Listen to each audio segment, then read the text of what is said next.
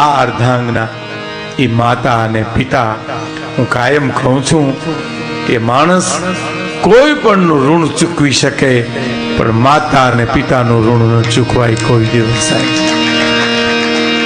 માતૃદેવો ભવ, પેલા માં, પછી પિતૃદેવો, પછી પિતા. એ તો પછી પૂજ્ય વિપુલભાઈ તમને સરસ રીતે સમજાવશે સંસ્કૃતના. અને ઋષિકુમારો સાંદીપના એનું તો સંસ્કૃત સાહેબ સાંભળવું જ ગમે, તમને ઠાઢક થાય.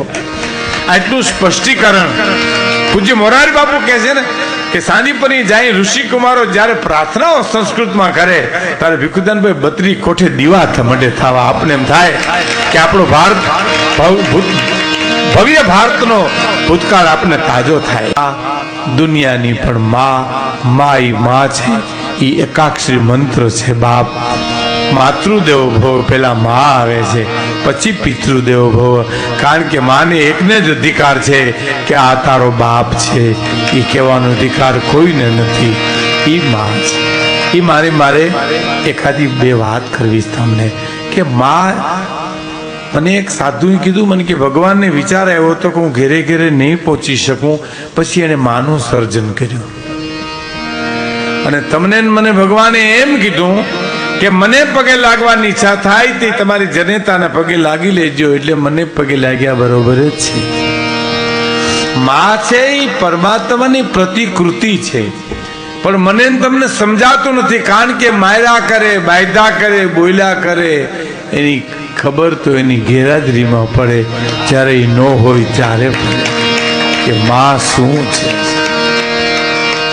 આમથી નહીં લખવું પડ્યું બોટાદગરને કે મીઠા રે મધુ ને મીઠા મેં હુલારેલો,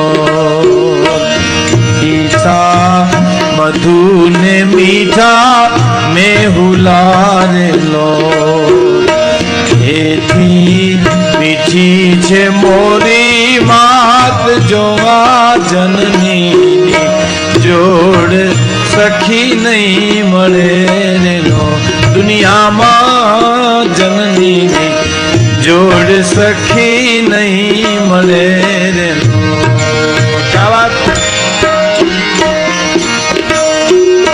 ગંગાના નીર તો વધે ઘટેલો, ગંગાના એ ઓલી ગંગાના નીર તો વધે ઘટેલો.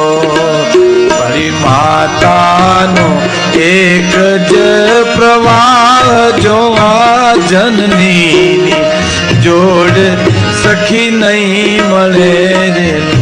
એ મારે જનની જોડ સખી નહીં મળે રે. માઈ માં છે, બીજા વગડાના વા છે. મેં હમણાં જ કીધું, અમે બધા બેઠા હતા ત્યારે આપી હતા, પણ લગભગ નહોતા કે ભગવાન કૃષ્ણ જ્યારે હથિયાર ધારણ કરી અને મહાભારતના યુદ્ધમાં તૈયારી કરે જવાની અને દેવકી માને પગે લાગવા ગયા ત્યારે દેવકી માં રોવા માંડ્યા. અને ભગવાન કૃષ્ણ પૂછે છે કે તમે માં રડો છો, હું યુદ્ધમાં જાઉં તો કે ના તું યુદ્ધમાં જાય એનું રોવું ન હોય, પણ મારે તો તને હથિયારધારી કૃષ્ણ જોવાનો મારા ભાગમાં આવ્યો ને.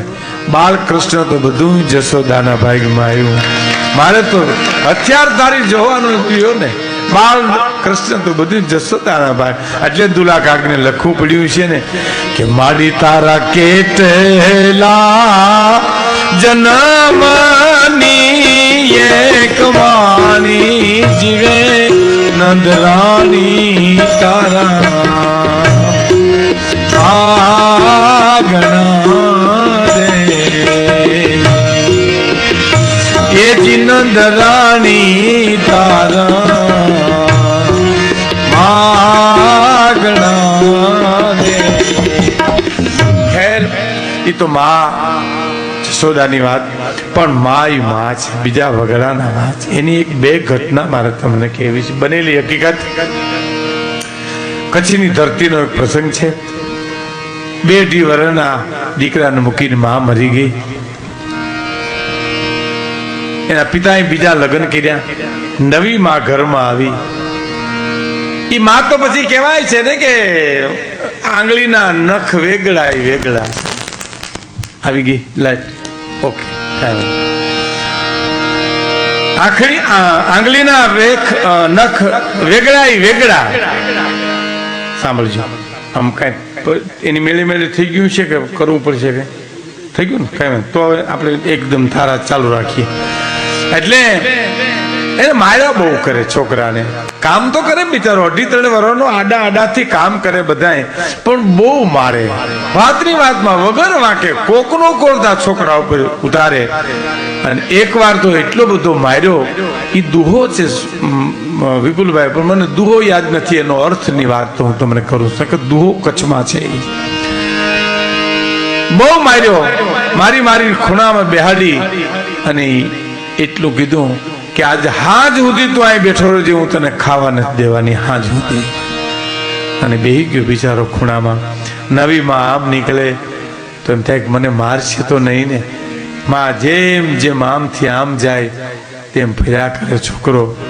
બપોર થયા, રોંઢો થયો, હાજ પડવા આવીને તઈ ઉભો થઈ નવી માને કે હેમાં એક વાત કરું. શું વાત કરવી છે? કે તું સાચા બોલી મારી માં છો. મારી માં મરી ગઈ તો ખોટા બોલી મારી માં હતી. બહુ ખોટું બોલતી, બહુ જ. તું તો હાવ સાચા બોલી માં. પણ વખાણ કર્યા એટલે માને ગમ્યા. એટલે કીધું કેમ? તો કે તે કીધું કે નહીં ખાવા દઉં એટલે નો જ દીધું હા સુધી. પણ મારી માં ખોટા બોલી મરી ગઈ ને, એ એમ કહેતી તને ખાવા નહીં દઉં, પણ અડધી પોણી કલાકમાં ગોતવા નીકળે કે મારો દીકરો ક્યાંક બેઠો હોય તો ઘેરે મોકલજો ને, ભૂખ્યો થયો હોય છે, એને નહીં ખાધું હોય. એ માં છે. એટલે અમારા કવિને લખવું પડ્યું છે કે તમે ત્રિભુવન ભીમજીના હીરો આપો તો કેરેટ નક્કી કરી લઈએ, સોનાના પણ કેરેટ નક્કી કરે. જયપુર રાજસ્થાનની માલિપા તમે એને આરસપાનનો પથ્થર આપો તો એમાં એને ખોડિયાની મૂર્તિ કરે, હનુમાનજીની મૂર્તિ કરે, ભગવાન કૃષ્ણની મૂર્તિ કરે. પણ અમારો કવિ એમ કે છે કે જેના તાકણે ઘાટ ઘડાઈ નહીં, જેના ત્રાજવે તોલ તોલાઈ. હારે મરી જાવું હતું તેમ છતાં એ જીવવું પડતું હતું. કારણ એના ખોળામાં બાળક રમતું હતું, એના ખોળામાં બાળક રમતું હતું, એના ખોળામાં બાળક રમતું હતું.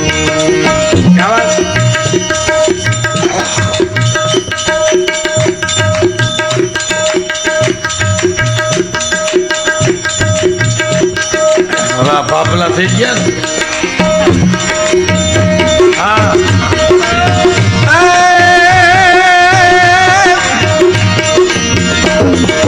મોટા કરીને બાપ તેરા તારે ખોળેથી અમને ખોતા કર્યા. પાછો ખોળો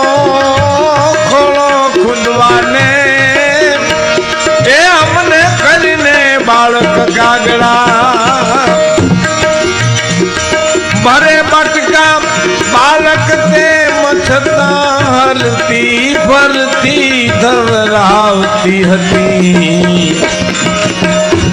એ ભરે બટકા બાલક તે મથતા હરતી ફરતી ધવરાવતી હતી. એના ખોળામાં બાલક રમતું હતું, એના ખોળામાં બાળક રમતું હતું, એના ખોળા.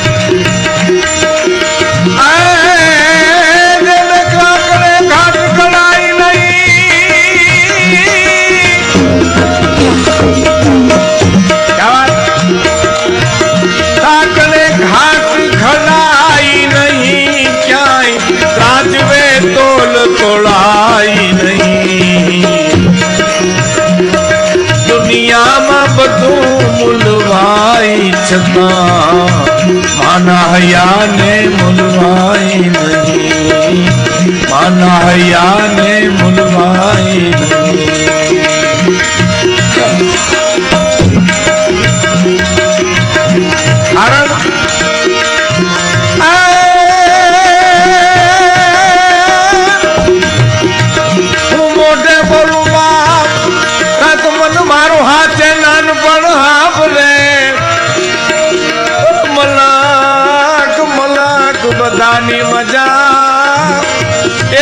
કડવી લાગે કાગડા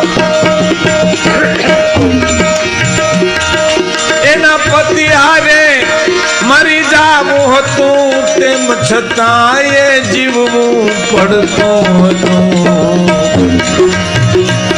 એના પતિ હારે એને મરી જાવું હતું તેમ છતાં એ જીવવું પડતું હતું એના પતિ